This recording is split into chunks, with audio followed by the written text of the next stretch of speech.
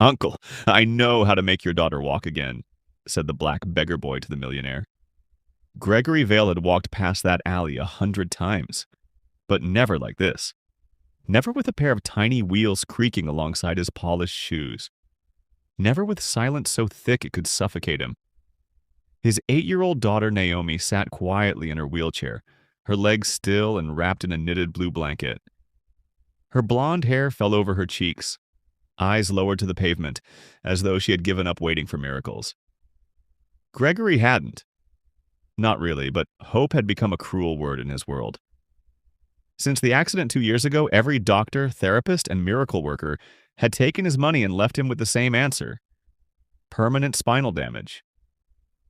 They may live a long life, they'd say gently, but she'll never walk again. His money could move mountains, but not nerves. That's when he heard the voice. "Uncle," the boy said from the alley corner, "I know how to make your daughter walk again." Gregory stopped, one hand still on Naomi's wheelchair handle. He turned slowly, expecting to see a scam artist or worse. But what he saw instead was a barefoot child. The boy couldn't have been older than Naomi. He was dark-skinned, skinny, barefoot, and bundled in an oversized coat. His hands were caked in dirt and one eye looked slightly bruised, but his voice was steady. "What did you say?" Gregory asked. "I said I can help your daughter," the boy repeated. Gregory frowned. "Is this some kind of game? Who put you up to this?" "No one," the boy said. "My name's Eli. I live behind the train station. I saw you pushing her here yesterday. I waited here today because I knew you'd come." Gregory squinted. "You've been watching us?" "Yes, but not in a creepy way. I see lots of people walk by, but she looked sad, like she used to run, but her legs forgot." Naomi's head turned slightly. That was more than anyone had said about her since last week. "I've taken her to the best hospitals in the world," Gregory said firmly. "Neurologists, surgeons, even holistic charlatans who claim to move energy with their fingers. There's nothing you can do." "But you haven't taken her to my grandmother," Eli said. "She helped me when no one else would." "You're 8. I'm 9 next month." Gregory almost laughed. Eli stepped closer. "She doesn't take money, only trust, and she never asks anyone to believe, only to try." Naomi looked up at her father. "Please, can we go?" Gregory hesitated. The words "no" and "absolutely not" spun in his head. But so did Naomi's voice, the way it had cracked weeks ago when she whispered, "I hate being this way." He knelt next to her. "If anything feels wrong, we leave. Got it?" She nodded. Eli smiled, turned, and walked. They followed. The path behind the city was unfamiliar. Tangles of weeds, rusted fences, graffiti on broken brick walls. Naomi winced every time her wheelchair bumped. Gregory almost turned back twice, but Eli kept glancing over his shoulder, reassuring with a calm, "Bye beyond his years." They reached the edge of a wooded trail. It didn't look like it led anywhere. "Through here," Eli said. Gregory sighed. "You do know that if anything happens to my daughter, she'll be fine," Eli said. "She'll be more than fine." At the end of the trail stood a small cabin built from worn timber and moss. It looked like it belonged in a fairy tale. An old woman stepped onto the porch. Her hair was long and silver, braided with tiny pieces of bark and thread. Her eyes were green, striking, and ageless. "I was wondering when you'd bring them," she said to Eli. Eli nodded. He didn't believe, but she did. Naomi smiled faintly. The woman knelt before her. "Child, may I touch your knees?" Naomi looked at her father, who hesitated, then nodded. The woman placed her hands gently over Naomi's legs. Her eyes fluttered closed and she began to hum, a sound soft and low like wind through trees. Naomi flinched. "I felt that," she whispered. Gregory stepped forward. "Felt what?" "A tingle in my toes." The woman opened her eyes. "Her spine is not dead, just frozen, locked in grief." The body obeys the heart more than the brain. That's not medical science, Gregory muttered. No, the woman said, but science doesn't hold your daughter's tears every night. Silence, Eli stepped forward. Can she try standing? The woman looked at Naomi. Only if she wants to. Naomi nodded. The woman moved the wheelchair back and helped her to her feet. Naomi's legs trembled. Gregory stepped forward in panic, but the woman held up a hand. Naomi's right foot moved, then her left. She stood wobbly like a deer, but she stood. Gregory fell to his knees. Naomi. Naomi turned to him, smiling through tears. Daddy, I'm standing. Gregory couldn't breathe. He crawled to her feet and held her tightly, afraid she'd fall or worse, vanish. Eli stood back, quiet. Gregory turned to him, stunned. Who are you? Eli shrugged. Just a boy who believed someone could be whole again. Gregory reached into his pocket. I'll pay you anything. Name your price. Eli shook his head.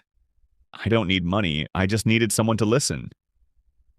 As the sun peeked through the clouds, Naomi walked 3 steps toward her father and the world she thought she had lost. Naomi took one more shaky step forward. Gregory watched, stunned, his hands half raised in the air, unsure whether to catch her or let her walk. She was trembling, yes, and tears spilled freely down her cheeks, but there was no mistaking the fact she was walking. She took a second step, then a third, then fell. Gregory lunged, catching her gently before she hit the ground.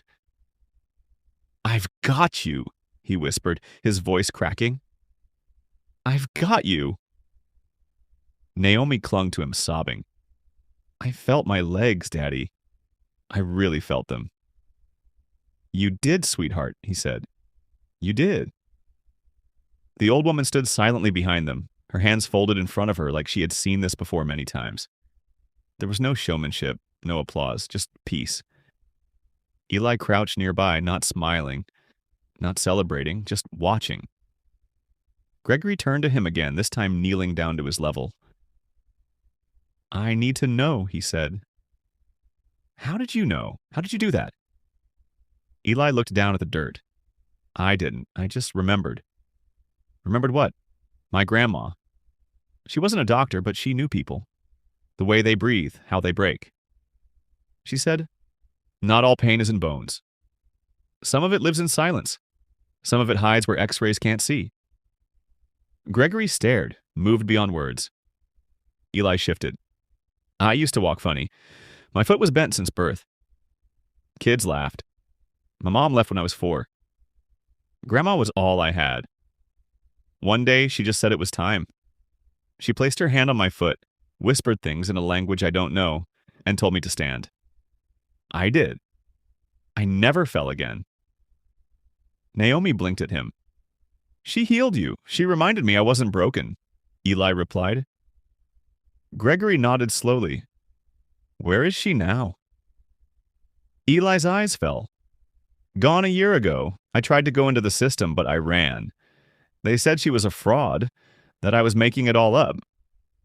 So I started helping people myself. Only the ones who asked, the ones who really believed. He wiped his nose with his sleeve. Sometimes I fail, but sometimes I don't. Gregory stood and faced the old woman. Who are you?